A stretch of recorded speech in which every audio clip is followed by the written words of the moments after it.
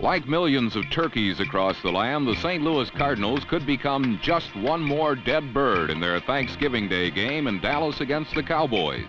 A St. Louis loss and a Washington sweep of their remaining games would cut the Cards out of the playoffs. But don't ever count the cardiac Cards out. Week after week, they stop the hearts of their faithful and keep fans, players, and even coaches kicking. Their game against the Cowboys would mark the 8th time in 12 starts that the outcome of a St. Louis game was in doubt until the game's final play. Although Dallas leads the division, the Cowboys haven't exactly been blowing people away of late. Since the onset of Roger Staubach's injured pinky, they have narrowly beaten the Giants and the Bills. And last week, Dallas lost to the Falcons. If the Cowboys don't get on their horses today, the division will be up for grabs once more.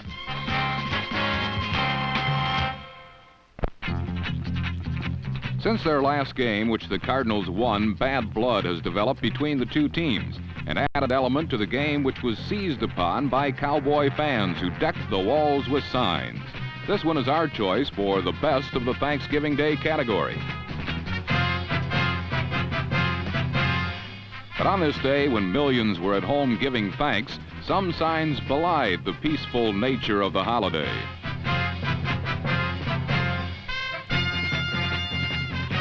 One neck in particular was that of number 85, Mel Gray. In the first Dallas-St. Louis game, Gray had incensed the Cowboys secondary with a disdainful spike between two fallen Dallas defenders. His actions did not sit well with the Cowboys, and on the game's first play from scrimmage, Gray paid for his indiscretion.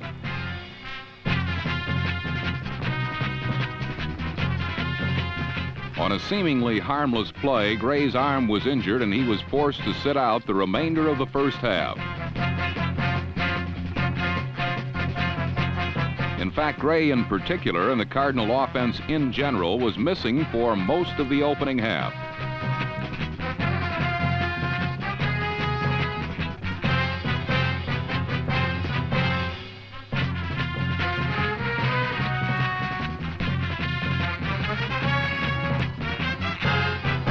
Only once did the feared Cardinal offense move with consistency, and ironically, that march was sparked by 2 receptions good for 20 yards to number 83, Pat Tilley, who came into the game when Gray was injured. Tilley, a rookie who went to Louisiana Tech, the same school that produced Baltimore's burner Roger Carr, has great hands and has been doing an excellent job filling in for Gray, who has missed a lot of action recently due to a broken nose. In this game, his 2 catches on the first and second plays of the second quarter got the St. Louis passing attack rolling.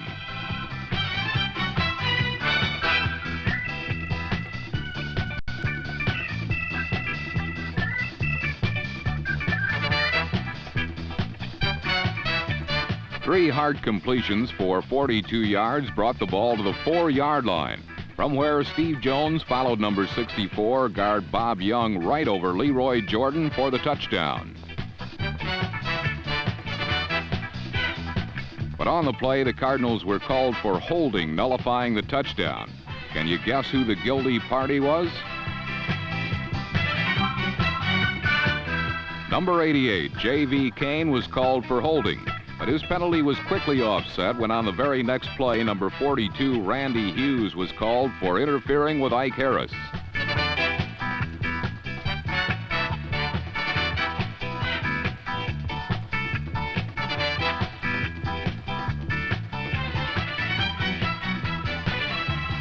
Instead of 3rd and 12, St. Louis had a 1st and 10 from the 10. And 2 plays later, Jones reclaimed his touchdown, this time crashing over number 43, Cliff Harris, for the score.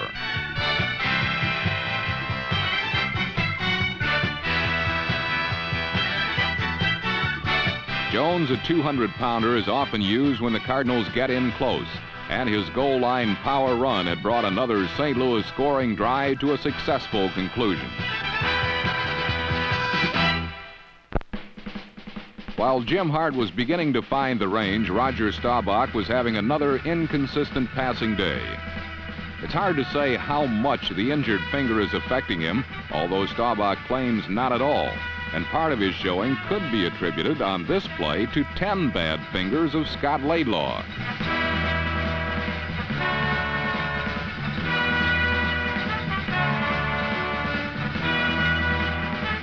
Laidlaw's bobble was correctly ruled an incompletion, not a fumble, for he never had control of the ball. Therefore, Mike Sensabaugh's touchdown did not count, but the Cardinals had held Dallas on their own 11, and the field position on the resulting punt led to St. Louis' only other scoring chance of the first half.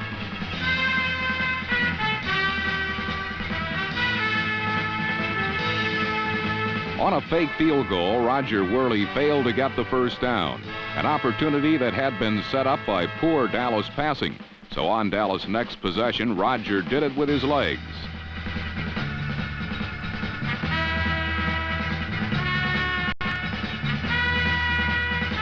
Staubach picked up 33 yards on 2 scrambles, then hit a wide-open Scott Laidlaw for the score.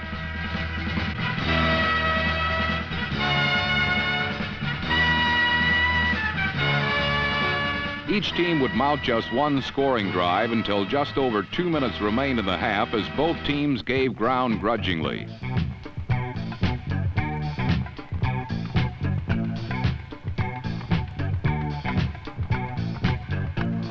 Unable to sustain a drive, Hart began putting up long passes and very nearly clicked on a dilly to Tilly.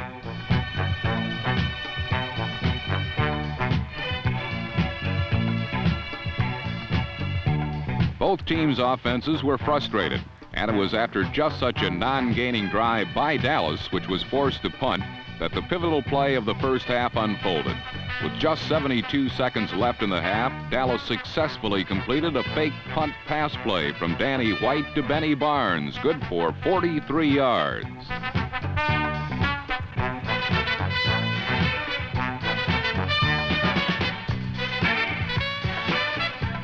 White, the Cowboys' backup quarterback, has the option of using this play if he notices a full-blown rush coming, and that's just what he saw. On a repeat, we can see that Clarence Duran, number 41, who would usually have been blocking Barnes to keep him from covering the punt, had made a fatal charge into the Cowboys' backfield. While the Cardinals had failed on a fake field goal try, the Cowboys had succeeded on a fake punt that carried to the St. Louis 29. And a Staubach pass to Drew Pearson plus a penalty had Dallas on the Cardinal 4-yard line.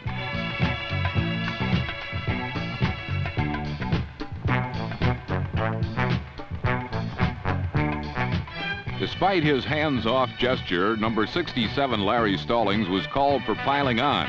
And from the 4, Staubach dropped back again, then tried to pull the ball down and run. The ball popped out, but fortunately for the Cowboys, Staubach's arm had moved forward, and the loose ball was ruled an incomplete pass.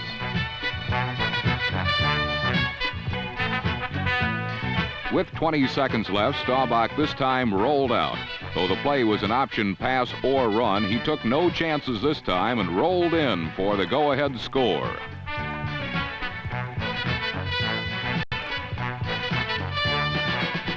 The touchdown really hurt the Cardinals, and not just because it put them behind, but because it came so demoralizingly late in the half and had resulted because they had been duped on a fake punt.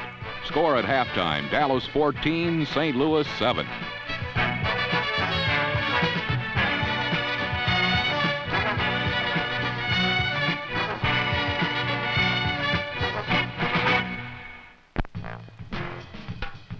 Throughout the first half, Tom Landry's Cowboys had held the Cardinals' explosive offense pretty much in check. Jim Hart had been unable to detonate the bomb. Mel Gray had merely a single reception. As we have seen, terrific Terry Metcalf was upset with his first half stats of only 8 yards rushing and 1 harmless catch for 5 yards. For the entire third quarter and most of the fourth, Metcalf and the Cards discovered they would fare no better as Doomsday continued to shut off St. Louis' high-powered attack. Number 79, Harvey Martin's diving interception of a pass tipped by Charlie Waters was the first of the day for Dallas, and his agility demonstrates the exceptional athletes Dallas has at the end position, with a 6'5" Martin and his 6'9" partner, Too Tall Jones. But while the Cowboys' defense was having a Thanksgiving feast on St. Louis, their offense was having problems moving the ball against the much-improved Cardinal defensive platoon. The most important addition here has been number 63 defensive end John Zook, who was obtained from the Falcons for a number 1 draft choice. The Cardinals have long needed and long looked for a powerful force at one of the end positions. In Zook, St. Louis apparently has the man they so desperately needed. While the Big Red defense excelled, Dallas still managed to put 3 points on the board early in the fourth quarter when Efrain Herrera punched a long one from 42 yards out.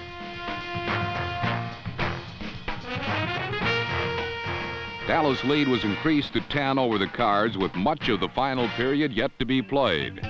On their next series, Hart wasted no time in putting the ball in the air and for the second straight time was intercepted, this time by number 31 Dallas cornerback Benny Barnes. With a big break and possession inside St. Louis territory, Dallas continued to have their own problems moving the ball.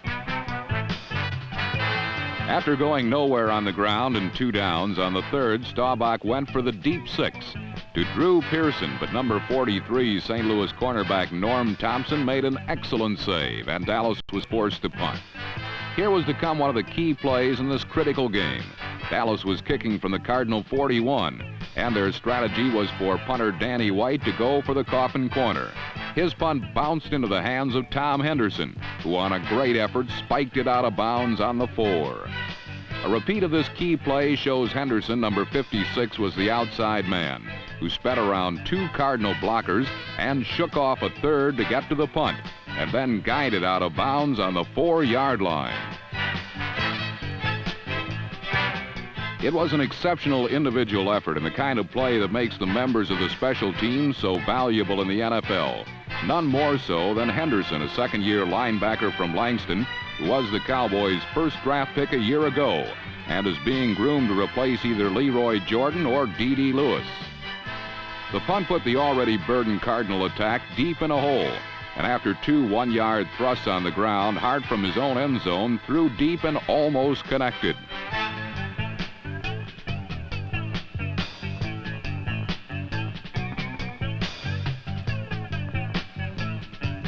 St. Louis was now forced to punt from deep in their end zone. Watch Henderson, number 56, move from his position over center to the left flank. St. Louis seemingly picked him up, but nonetheless, when the ball was snapped to punter Terry Joyce, Henderson was there to block it.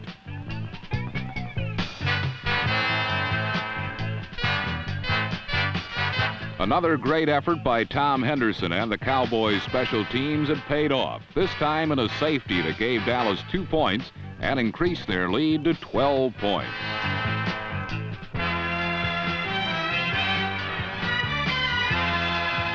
Of all the plays of this game, and there were many big ones, this was perhaps the most important of all. For now, with over 10 minutes to play, it would take 2 touchdowns by St. Louis to beat the Cowboys. But the situation appeared hopeless for St. Louis as their offense moved backwards.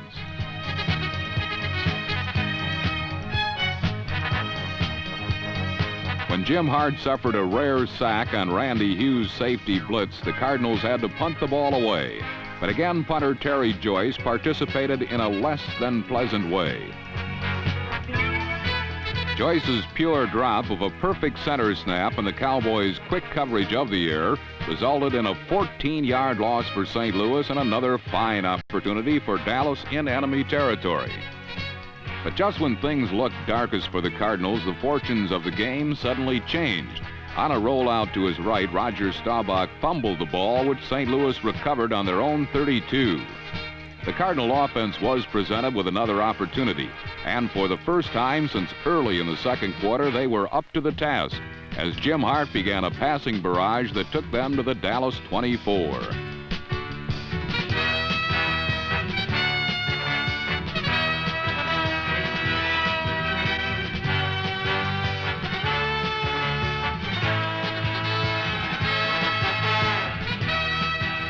Mel Gray, back in action after being injured on the first play of the game, met with some out-of-bounds resistance from defender Benny Barnes, but the Cardinal air attack was clicking at last.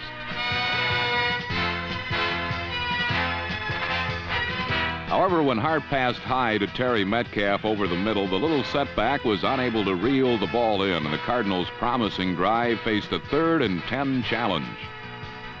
Metcalf was replaced by more sure-handed Wayne Morris, and despite the fact the halfback from Southern Methodist is a rookie, Hart went to him in this crucial situation. Morris made the catch, but number 25, Aaron Kyle, came up fast to take him down 5 yards short of the first down marker. Because of Kyle's quickness, St. Louis was faced with 4th and 5 from the Dallas 19. A field goal was of no help now, so the Cardinals had to go for the touchdown. The Dallas defense braced for the 4th down attempt, armed with the knowledge that with Terry Metcalf on the bench and not playing particularly well, Hart's number 1 target had to be Mel Gray, decidedly off his game so far today. Despite the certainty of what was coming, Hart hit Gray over the middle, where a missed forearm shiver by Mark Washington gave Gray a chance to flash his speed.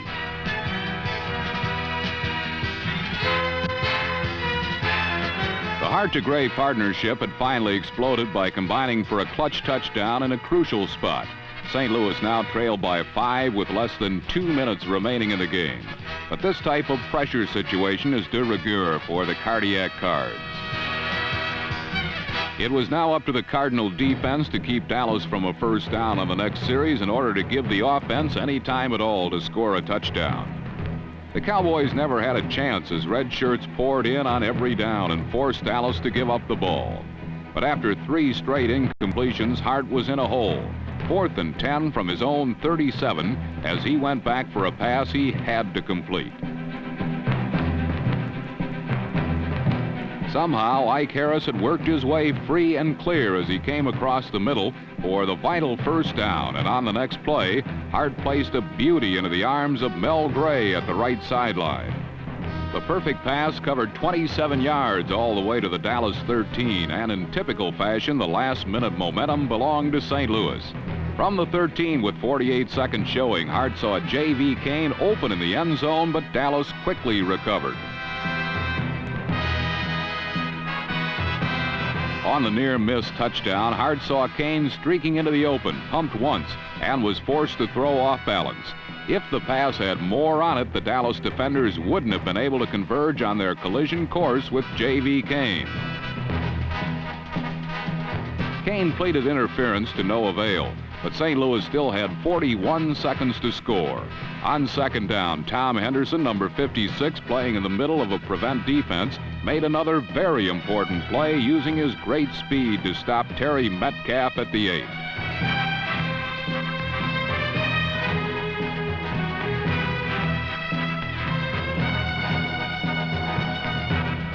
Third down now and only 17 seconds left in the game as Hart calmly took his place over center Tom Banks. As they usually do, the Cardinals' great offensive line gave Hart plenty of time to wait for a receiver to come open. But Cliff Harris slapped the ball away from J.V. Kane.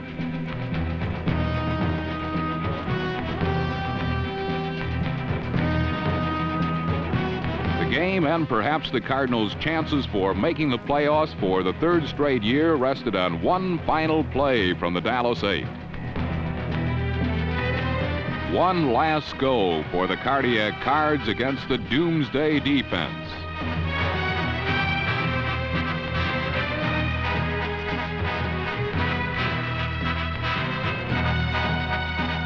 In a heart-stopping last-second goal line stand, the Dallas Cowboys had prevailed over the Cardiac Cardinals, and sweet victory was theirs. Hero Tom Henderson made certain Mel Gray realize that fact. With 2 games remaining, both with teams within their division, Dallas is yet to be assured of a playoff berth, yet alone a division title. That's how tight the 3-way fight in the NFC Eastern Division is, going into the next to the last week of the season. But the Cowboys would have to lose both of their remaining games not to qualify for the coveted playoff spot, and that's highly unlikely, especially the way Dallas played against St. Louis. The Cardinals' status is up in the air. They have an outside chance depending on what Dallas and Washington do. But no matter what happens on this Thanksgiving Day in Dallas, the Cardinals and the Cowboys solidified a rivalry that promises to rank with the finest the game of football has ever offered.